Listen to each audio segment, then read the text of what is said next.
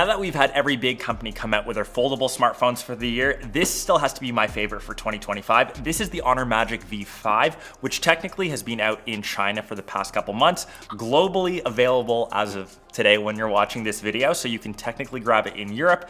In North America, you'd still have to order it through third party, but you can still get it if you want. And the big reason for this being my favorite, this is technically the thinnest and lightest foldable smartphone on the market. Kind of disclaimer, because it comes in a couple different variants or color options.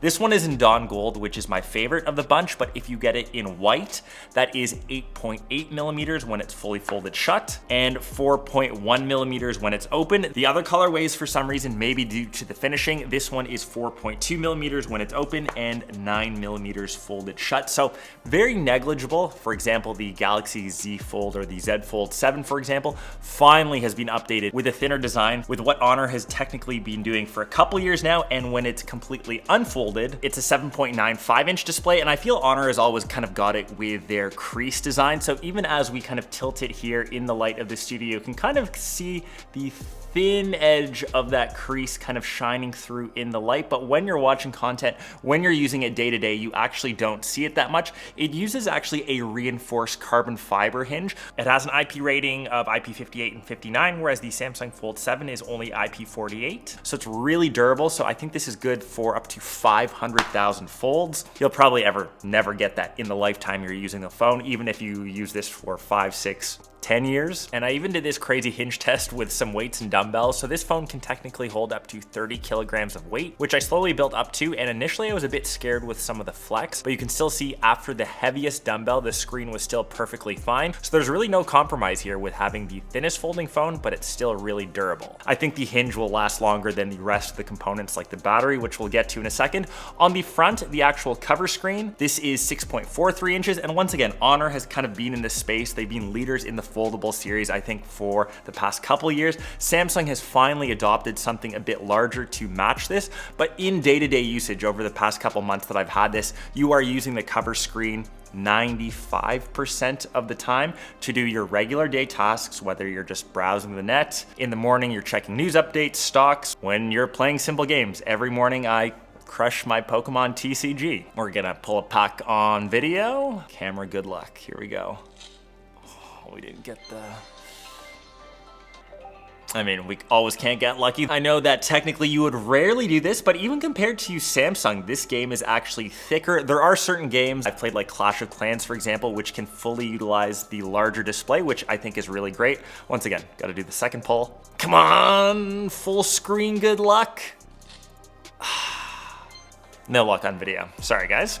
Like I said, the majority of your usage will be on that cover screen because it's so usable in this form factor. And if I bring up, say, my 16 Pro Max, which is pretty iconic for a candy bar style phone, you can actually see the thinnest profile here. It is almost the same thickness as one phone. You've got no weird gap. It's like millimeters larger than a candy bar style phone. And if it's in your pocket, you actually won't notice that extra thickness to it. So I think the design of it is really great. Like I said, they actually match kind of in colorways too, the titanium or desert titanium to the Dawn Gold. You can see some of the banding around the outsides, but for the rest of the design, you can see this little diamond pattern, which I really like, a bit more premium, say, compared to the Hero flagship color of the Samsung, which is in blue, which we actually found scratched quite easily, like on the back. Like after like 3 days of testing, we had some scratches, whereas this holds up really nicely. And what I really like about Honor devices, if you guys haven't seen them yet, they still come with extra little goodies in the box. You can actually see from this, when we did the unboxing a while ago, you still actually get some usable goodies in it. For example, this sweet little case, which isn't just a cheap, flimsy, clear case.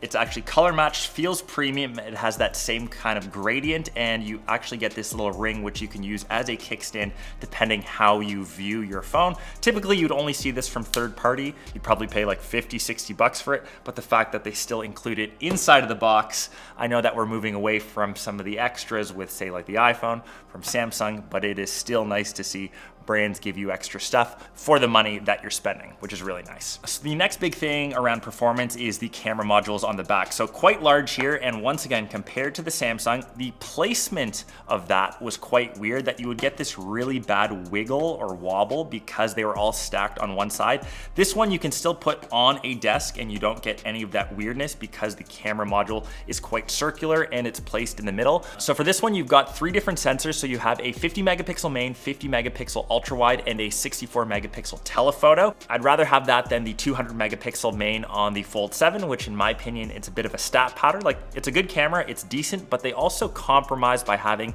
a 10 megapixel telephoto and a 12 megapixel ultra wide. And not to mention, it only zooms up to 30x, whereas the Honor V5 gets up to 100x and has AI super zoom as well to sharpen those photos. I feel like there is a big sacrifice for those other 2 cameras, whereas these, since you are paying like $1,500 to $2,000 depending on the spec of a folding phone, it should have the best camera sensors in it. And for these, across all 3, you're just having more versatility. When I've used this like out and about on my like day-to-day, when I take it with me, when I've taken photos outside, when I've taken it to concerts, having all 3 cameras perform well without having that sacrifice is really good. So I've left some sample shots that I've kind of used over the past little bit. I'll let you guys be the judge on them. It's also loaded with a ton of AI features, obviously, like every smartphone. I honestly haven't used every single one of them, but compared to say the iPhone, something as simple as removing people from a background of a photo, for whatever reason, Apple still struggles. They're like, Apple Intelligence is just not good at image recognition. But if you do have an iOS device, for example, like an iPhone, Honor has a seamless cross-device connectivity, which is literally tap to share between the 2 different devices. So next off, there's a lot of AI features to get through. You've got a couple different options to remove passersby. You can still circle to remove people. And of course, the other options of AI upscaling. You've got AI cutouts, AI outpainting. And this was actually the first phone to feature AI image to video. So it's powered by Google's VEO AI model. This kind of caught me off guard, to be honest, but it's really cool on what you can create from still photos. And it also has AI call translation, which is on device and can translate up to 6 different languages. Way more AI features, once again tied in with Gemini, makes this a better AI phone in my opinion. So the next big thing around foldables is obviously performance. So this has the latest chipsets inside. So it's running the Snapdragon 8 Elite. It's got 16 gigs of RAM and 512 gigs of storage. And I would say maybe the second reason why you would use this kind of unfolded is for multitasking. So say you are someone that really loves to say watch content, you can really multitask well. So for example, I've got just this one running YouTube on one side, I'm kind of browsing the net on the other, and you can even swipe over to have, say, a game running in the next screen. So those are all technically running at the same time, and using that extra real estate of this large display, it really makes a lot of sense. You can do this a bit more when you're seated, maybe not as much like on the go when you're kind of commuting, when you're moving around, but even say when I was traveling like on a plane, you're kind of sitting down for a long period of time. You don't actually have to have 2 devices like a separate tablet. You can kind of all get things done on one screen, which is really nice. Super fluid, very easy to get around. And once again, once you want to close that, just to use the main cover display, it's simple just to go back to that one screen. And the last really good thing about this device is the battery. So 5820 milliamps. And since you might be replacing your tablet, you're combining 2 devices into one. You might be using it a bit more. Your screen on time might be longer.